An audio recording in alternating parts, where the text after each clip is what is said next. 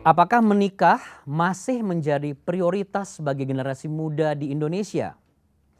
Menurut laporan BPS atau Badan Pusat Statistik, dalam 10 tahun terakhir ini, angka pernikahan turun hingga 28,63%. Jadi kalau dihitung jumlah pasangan, berarti berkurang 632.791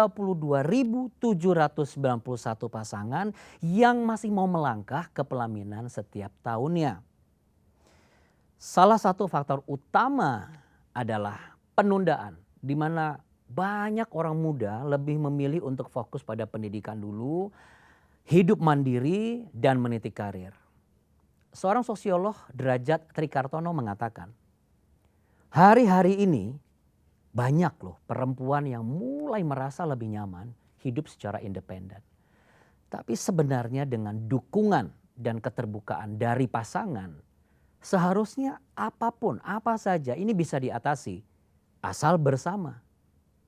Yang perlu ditanya saat ini adalah apakah memiliki keluarga dan keturunan sebagai suatu tujuan hidup kita masih ada atau mulai memudar. Bersama dengan saya hari ini sudah bergabung Bapak Ilianto Wijaya untuk menjawab semua ini. Beliau praktisi pernikahan. Pak Ilianto, halo. Selamat datang di Cahaya Bagi Negeri, Pak. Ya, pagi. Thank you, Andi. Satu pertanyaan dari Oke. saya adalah, benarkah generasi sekarang makin menunda pernikahan nih, Pak? Ya, kalau menurut dari pengalaman kita, dari apa yang kita pernah bimbing, pernah kita hadapi, faktor pertama yang paling utama memang ekonomi. Itu yang pertama. Karena mereka akan berhitung dari hidup sendiri, biaya sendiri cukup, ya mereka aman-aman saja, lalu mereka akan masuk dalam pernikahan. Yang mana biayanya akan double dan belum lagi dalam nanti memiliki anak itu akan jadi triple dan bahkan bisa berlebih-lebih. Mereka akan berhitung. Oleh sebab itu, mereka akan coba siapkan apakah ini cukup atau belum. Jadi faktor ekonomi sangat dominan untuk menentukan kapan mereka menikah. Itu yang pertama. Yang kedua adalah faktor model. Faktor bagaimana mereka bisa melihat 10 tahun, 20 tahun kemudian. Apakah mereka lebih bahagia daripada sendiri atau nanti mereka berpasangan. Kalau pasangan yang lahir dari keluarga yang bahagia, aman, yang harmonis, mereka tidak begitu kesulitan untuk masuk dalam pernikahan. Tapi buat pasangan yang lahir dari keluarga yang tidak harmonis, ini menjadi problem karena mereka mendapatkan model yang tidak baik. Mereka mikir dulu dua orang yang mengasihi, dua orang yang sangat mencintai, papa mama sekarang kok gontok-gontokan, sekarang kok cakar-cakaran, sekarang kok marah-marahan, Ya. mereka jadi takut untuk apakah mengambil keputusan untuk menikah itu tepat atau tidak tepat. Oke Pak, Itu sebentar yang Pak, menjadi mohon izin faktor. Pak. Bapak kan katakan sebagai konselor ya. Ketika ada masalah seperti ini, apa yang Bapak berikan nasihat kepada mereka Ya, untuk menjawab ya, itu? yang pertama adalah kita mengingatkan bahwa pernikahan ini idenya Tuhan. Ingat pertama kali, itu bukan ide kita, itu bukan ide manusia, itu bukannya rancangan manusia, tapi dari awal Tuhan sudah menciptakan manusia itu dengan konsep adalah family. Itu dulu. Ya. Bahwa menikah itu baik, menikah itu kudus, menikah itu bahagia. Itu dulu.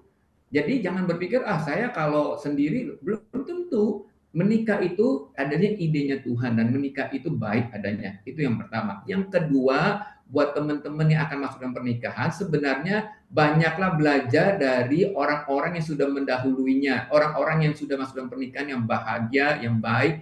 Kenapa? Karena sama seperti begini. Waktu kita mau belajar nyetir mobil, tentu kita takut, bukan? Ya. Lihat mobilnya takut, suruh nyetirnya takut. Waktu kita belajar suruh injek gas, nginjeknya rem. Kalau apalagi zaman dulu pakai manual, masukin gigi aja kita nggak berani. Jadi waktu masuk dalam mobil aja kita udah gemeter. Tapi coba lihat sekarang. Sekarang bagi kita yang sudah bisa nyetir mobil, menikmati sekali, bukan? Dari takut menjadi menikmati nyetir mobil, ini kan proses. Ya. Proses apa? Proses pembelajaran. Proses bagaimana? Proses informasi yang kita dapatkan. Proses apa? Proses yang harus dimentor buat teman-teman kita yang masuk dalam pernikahan. Jadi buat teman-teman yang akan masuk dalam pernikahan, banyaklah belajar dari orang-orang yang sudah menikah dan pernikahannya terbukti rukun aman. Oke Nggak Pak, perlu takut. Baik Pak, ini kalau kita bicara generasi muda yang menunda pernikahan ya. Bagaimana untuk generasi muda yang sudah lebih dulu mengatakan bahwa terlambat untuk menikah karena usia, karena ini dan belum ada pasangan. Apa kira-kira nasihat kita untuk mereka dan apa yang harus dilakukan agar generasi ini punya pandangan nasihat seperti yang Bapak sampaikan tadi. Silakan di sisa waktu 1 menit ini. Ya, kalau yang belum mendapat pasangan, takut untuk mencari pasangan, sekali lagi bahwa menikah atau mendapatkan pasangan adalah hal yang baik, idenya Tuhan. Dan kita sebagai orang yang single pertama kali sebelum masuk dalam pernikahan, yang paling pertama memang harus aman dulu dengan diri sendiri, aman dengan Tuhan. Kita bahagia dulu. Jangan masuk dalam pernikahan karena kita mau bahagia, jangan. Kita masuk pernikahan karena kita sudah bahagia dan kita ingin membahagiakan pasangan. Dengan kita sudah bahagia, dengan kita sudah aman dengan Tuhan, mencarilah pasangan yang aman dan menikahlah dengan aman, Tuhan akan memberkati pernikahan kita dengan limpah. Ya, terima kasih Pak Elianto Wijaya untuk semua yang sudah disampaikan. Ada power statement Pak di sisa waktu 20 detik. Silakan Pak, masih ada waktu nih. Ya, hidup sendiri mungkin memang menyenangkan ya, kita bisa mandiri. Tapi namanya kasih adalah membagi. Kita mendapatkan sesuatu kita menyenangkan, tapi kita memberi sesuatu dan memberikan kasih, kita senang dalam level yang berbeda. Jadi nggak usah takut untuk menikah. Menikah adalah kita memberikan kasih kepada pasangan kita, dan itulah sukacita atau bahagia di level yang berbeda. Luar biasa. Terima kasih Pak Elianto Wijaya untuk Cahaya Bagi Negeri. Terima kasih banyak. Ya, dua insan, pria dan wanita dipertemukan atau bertemu lalu diberkati Tuhan dan kemudian menghadapi hidup bersama. Ini adalah resep keluarga yang dicetak sendiri oleh Tuhan. Kita bisa baca kisahnya, semua tertulis dalam kitab Kejadian pasal yang pertama. Lengkap sekali. Bagaimana keluarga itu adalah konsep Tuhan dan cara Tuhan. Tuhan menciptakan keluarga karena Tuhan ingin supaya kita, Anda berkeluarga. Seharusnya orang percaya Tuhan berani untuk berkeluarga dan memiliki keturunan. Meski sering dianiaya, Ana tetap berdoa untuk suami. Bagaimana kisahnya? Saksikan video berikut ini. Kehidupan rumah tangga saya hancur lebur. Yang pertama hancur lebur tuh saya KDRT dengan istri. Saya KDRT juga dengan anak. Nggak mengerti bahwa keadaan keluarga tuh butuh seorang ayah yang menjadi penopang. Itu nggak ada dalam saya dulu. Karena saya mengalami background perceraian kedua orang tua saya tuh nggak mau anak saya tuh mengalami seperti saya gitu. Waktu itu saya bertahan, udah yang penting anak-anak saya ada papahnya gitu, biar saya yang babak belur gitu. Pernah kejadian suatu malam, saya tuh bener-bener yang dihajar bener-bener sama suami saya tuh bener-bener memar gitu. Terus saya akhirnya ngobrol ke anak saya pertama, gimana nih Papa udah lakuin ini sama Mama, kamu setuju nggak kalau Mama mau ke kantor polisi untuk visum? Anak saya bilang, oke Mah ayo visum saja gitu. Cuman waktu itu pas saya mau melakukan visum itu tiba-tiba ada suara, nah bila suamimu menyakiti dirimu, kasihi dan kasihi, kasihi lagi terus. Tuhan bilang kasihi dan kasihi dan kasihi gitu. Hingga akhirnya itu menjadi kekuatan untuk diri saya gitu.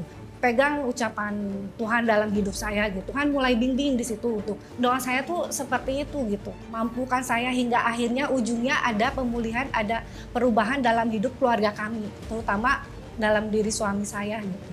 Saya tuh berdoa dari hampir 7 sampai 8 tahun gitu untuk suami saya intinya gitu kan, agar ada perubahan dalam sikapnya gitu kan. Satu titik ketika 2010 itu saya mendapat satu paranoid yang benar-benar parah karena mungkin itu hampir membuat kondisi kejiwaan saya sudah berubah. Saya sudah seperti bisa mendengar suara-suara yang mungkin orang-orang normal nggak bisa dengar. Bahkan saya pikir gini, udah saya mau bunuh diri aja, karena saya pikir kehidupan saya udah nggak layak lagi dipertahankan. Saya menyerah dengan keadaan. Saya bilang dalam hati saya, Tuhan, saya bosan dengan keadaan semua ini. Jadi di titik 2010 itu, saya bisa berhenti total dengan keadaan saya tidak sakit apa-apa. Tidak sakit satupun yang karena sakau ataupun saya mencari alternatif lain. Itu aneh buat saya.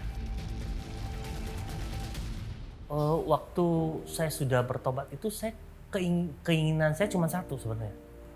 Rindu kenal Tuhan. Keinginan saya untuk kembali lagi untuk pakai narkoba, rokok, pornografi, perjudian, itu hilang semua.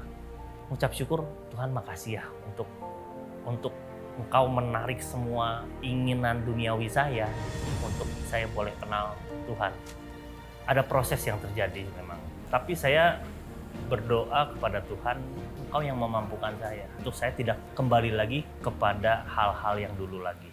Makasih Mam untuk semua rasa sayang, rasa cinta. Tuhan bisa mengubahkan saya. Itu semua berasal dari doa kamu kepada saya. Saya percaya bahwa seorang istri adalah penolong untuk suaminya. Makasih untuk selama ini kamu masih sayang, masih peduli sama saya, masih mau mempertahankan rumah tangga kita. Dari saya buat suami saya tercinta, terus maju di dalam Tuhan, jangan pernah berhenti. Apa yang sudah kita dapatkan sekarang ini nggak mudah. Kita jalani semua itu dengan kesakitan, dengan cucuran air mata. Tapi ayo sama-sama bareng-bareng kita berjalan di dalam Tuhan, saling mengasihi, saling melengkapi. Yang pernah menyerah, kita lalui bersama-sama apapun yang akan ke depannya kita lalui.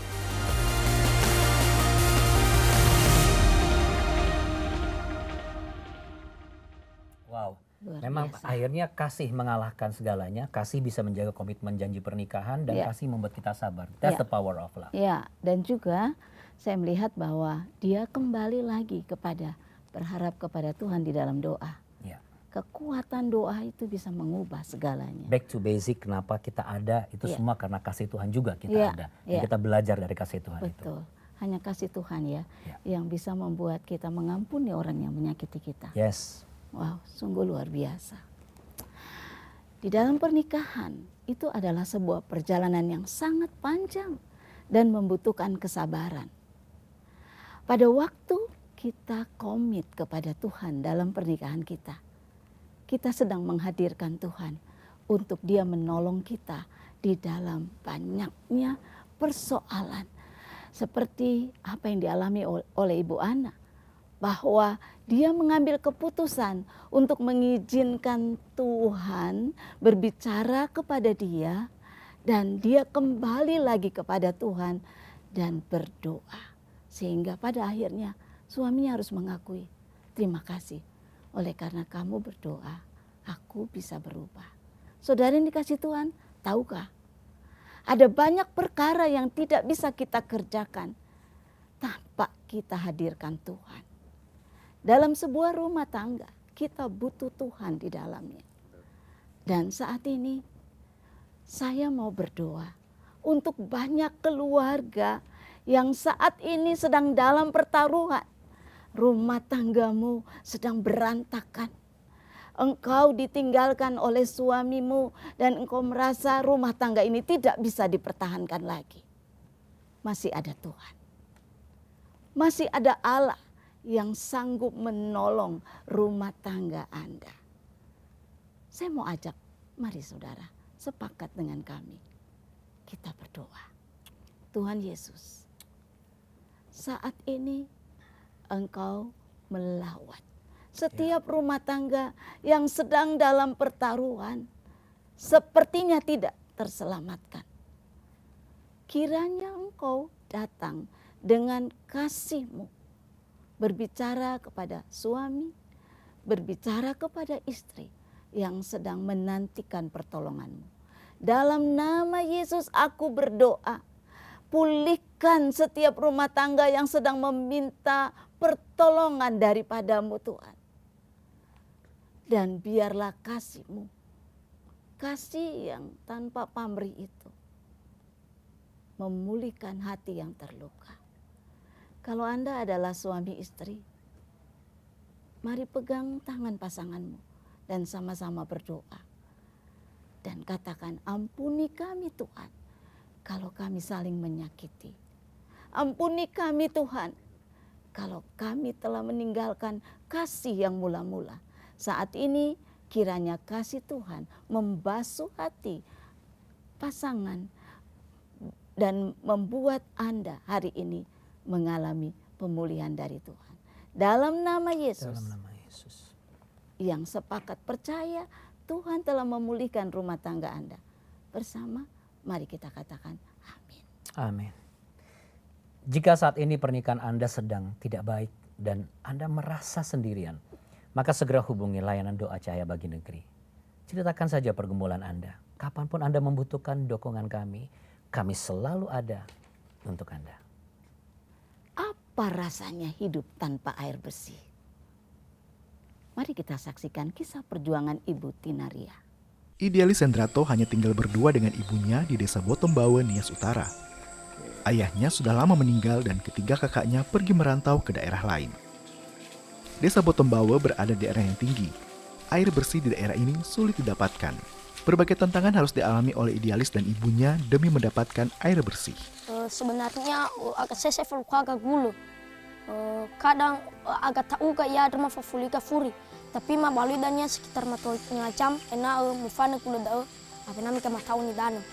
Ba kadang nama oi misawa ber menuju baili da kami siawa nama ngapulika. Kadang maraseka melupa seka sekali balala. Bada mudri ga sitou ya i bazabuhu. Na miga dan ya situ bazabu adrone ba kadang lo la tuwa ola la ngui ba uwa ba berwal hadi dan ma halumane ma mau lualuannya sadana draga ma ofuhisa iba ulogi marase sadraga daunnya lamima ba via mima bazabu adro. Waktu mereka mengkonsumsi air sungai yang tercemar ini membuat mereka sering mengalami sakit perut dan juga gatal-gatal. Dazi no matago barzilalo adrufa marasem. Pernah mengata da pa na hati abal ena omuso da mena ena sosa tebatingan umuma meneng dana atre bapa ngada setiap hari. Ketika mengetahui keadaan ini, Obor Berkat Indonesia yang adalah pelayanan kemanusiaan bagian dari CBN Indonesia langsung bergerak membangun Rainwater Harvesting System atau sistem penampungan air hujan yang layak bagi keluarga Idealis dan juga 33 keluarga lainnya di desa Botombawe ini. Umuso dede mabui menoso hema air daan. Lumiga sa eba zavo megeno baji fadru. Le pernah memfokus saya ke wapa mesoni dana ada itu fiber le pernah malami ko memfokus. Sohagala Obor Berkat otola beekema bantuan bazingan nomuadre otola le fadrusa mahala ni dana misto batabo ya itu lolo balanya. Sohagala Obor Berkat. Ya. Kami juga bersyukur bagaimana Rainwater Harvesting System menjadi jawaban bagi masyarakat di Nias yang membutuhkan pengadaan air bersih.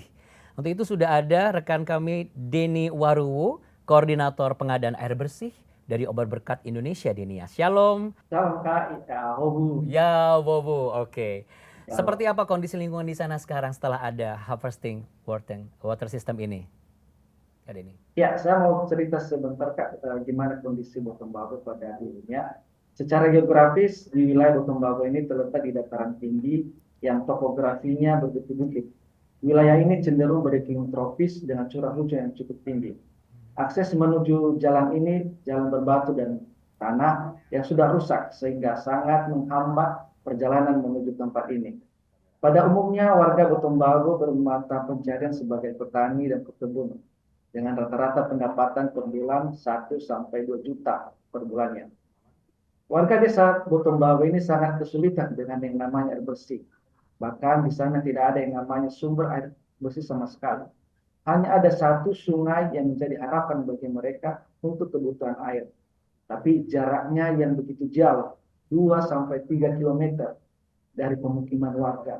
dan ingin sangat membutuhkan waktu dan energi untuk mencapai sungai tersebut. Berarti rekan-rekan Beberapa tuh upaya melewati telah ini semua ya, dilakukan. Kak Denny. Sorry saya potong. Berarti yang Anda Ya. sampaikan tadi secara geografis, secara topografi, bagaimana jarak jauh. Ini Anda lewati itu semua sampai akhirnya itu terjadi dipasang di sana. Iya, dilewati semua. Ya, beberapa upaya sebelumnya dilakukan di desa ini, salah satunya seperti pengeboran tanah. Namun alhasil tidak ada hasilnya. Bahkan sampai kedalaman 60 sampai 80 meter itu tidak mendapatkan air sama sekali. Dan akhirnya warga di desa ini mengandalkan air hujan sebagai alternatif kebutuhan air mereka yang cukup jauh dari higienis dan kebersihannya. Demikian kan. Ya, berarti sudah tidak keluarga idealis saja, ada berapa keluarga sekarang yang menerima manfaat dari harvesting water system ini? Sekitar ada 35 warga yang sudah menerima manfaat ini, Kak, dan sangat luar biasa. Bagaimana Sampai progres selanjutnya? Sementara saya tahu mungkin tidak hanya kebutuhan air bersih, pasti ada kebutuhan yang lain yang lebih urgensi. Silakan. Ya, kebutuhan salah satunya akses menuju jalan menuju desa tersebut memang salah satu akses utama ya yang membuat warga kesulitan untuk mencapai akses tersebut. Yang kedua, akses pendidikan yang sangat jauh yang dari namanya standar nasional. Salah satunya PAUD yang berdiri di gereja tersebut, PAUD Supervise yang sudah bermitra dengan kita, fasilitasnya sangat jauh dari yang namanya standar nasional. Iya. Demikian, Pak. Kak Denny, untuk rekan di sana, apa yang menjadi Ya. pesan utama di kesempatan ini? Silakan. Ya, berharap program ini berkelanjutan kepada warga khususnya di Desa Botombawe karena masih ada sebagian keluarga yang belum mendapatkan air bersih ini. Mereka berharap program ini berkelanjutan sehingga secara holistik program ini bisa memberi mereka sukacita, rasa bersyukur, terutama dalam memperoleh air bersih. Demikian kan. Ya, terima kasih untuk waktunya yang sudah disediakan. Salam untuk rekan-rekan di sana dan harapan kita juga semakin banyak keluarga yang bisa mendapatkan air bersih dan semua kebutuhan mengenai jalan dan pendidikan bisa kita sama-sama berikan. Denny dari Obor Berkat Indonesia untuk Cahaya Bagi Negeri. Ya, bagaimana komunitas di Nias bisa mendapatkan bantuan air bersih seperti ini? Yang pasti karena ada orang-orang yang bersedia menjadi mitra kami, itu mitra CBN di Obor Berkat Indonesia sebagai wujud nyata pelayanan kemanusiaan CBN. Artinya apa? Bersama dengan Anda, kami ini bisa melangkah, membelah gunung, melewati sungai, masuk ke pedalaman. Nah, di layar ada QR Code yang bisa Anda scan dengan e-wallet atau Anda bisa kunjungi website kami donasi.jawaban.com. Kami mengajak untuk Anda berkontribusi. Inilah kontribusi nyata sebab setiap kontribusi Anda akan membawa harapan dan membawa jawaban sebagai bentuk kasih kepada mereka yang membutuhkan. Dan mereka keduanya akan menjadi satu daging. Jadi mereka tidak lagi menjadi dua, melainkan satu. Oleh karena itu, apa yang telah dipersatukan Tuhan, janganlah manusia memisahkannya. Markus 10 ayat 8 dan 9. Kiranya perbincangan hari ini menginspirasi Anda semua. Saksikan terus Cahaya Bagi Negeri. Dan jangan lupa untuk subscribe Jawaban Channel, like, dan juga share video ini. Saya Andi Otniel. Saya Maria Kesmetan. Sampai jumpa. Tuhan Yesus memberkati.